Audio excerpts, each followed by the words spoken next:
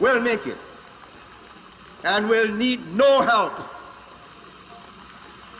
from either Dr. Lee or Jayaratnam or Mr. Chiang. They have not helped us do this. You have.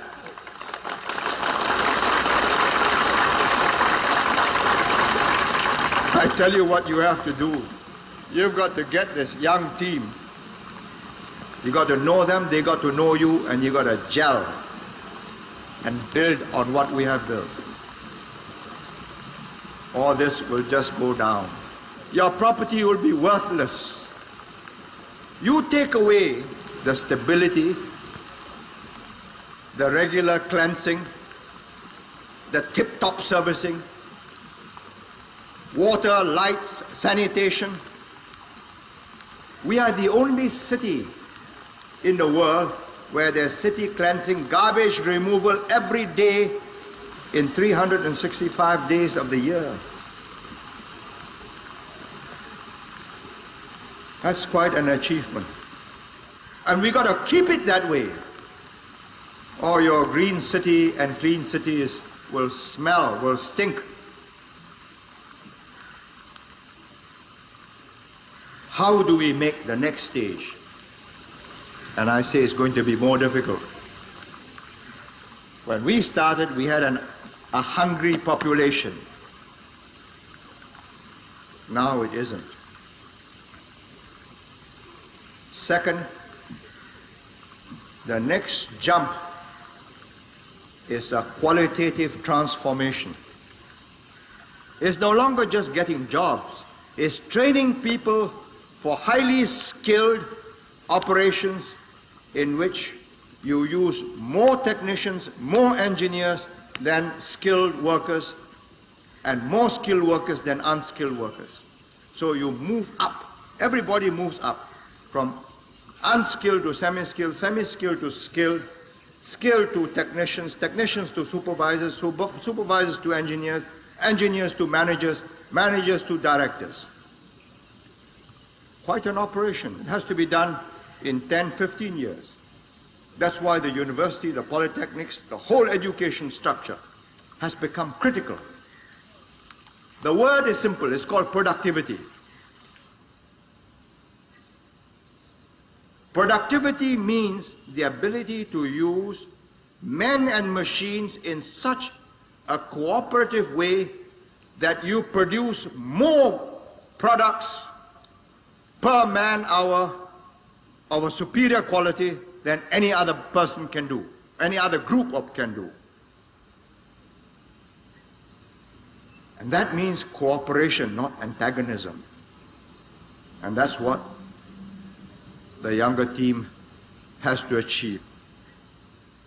And after these elections, what I want to do, but which I will not complete, which the younger team must do, is to build up a relationship so that the workers, the supervisors and the managers and directors are at one. They are looking after each other, they are looking after the company. I'll be too old by the 1990s, even by the late 80s, to want to go down to the factory floor and see for myself and get things right.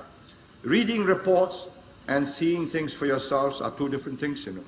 Watching it on TV is better, but it's not the same as seeing a man. I can tell you that when I met the SIA pilots, I didn't meet them on TV, I met them face to face. So 5 feet across the table so they can see me and see whether I'm still vigorous, able to campaign and take them on, whether it's worth taking me on. And I offered them two choices.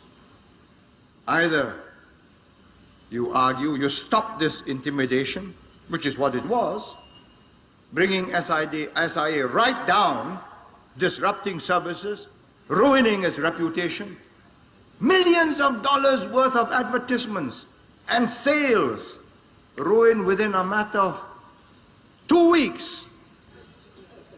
I gave them a choice. Continue this, and I will